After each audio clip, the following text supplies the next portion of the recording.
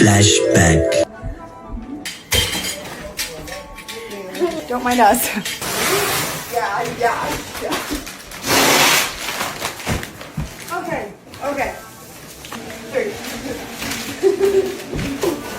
Oh, Chloe. That's okay. It happens. Okay, so not renter friendly. Not renter friendly.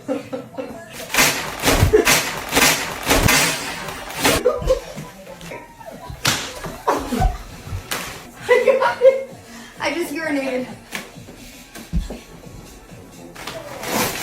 Oh, yeah. Okay, remember Dakota was like,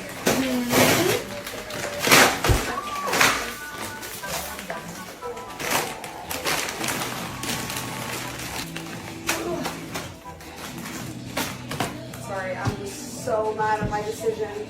Not to take it off, but to put it on my walls in the first place. We'll get that tomorrow. Bye. Hey girls, so it's been 3 months since I took that video with my cousin, and now we are in March, and my wall still looks like this.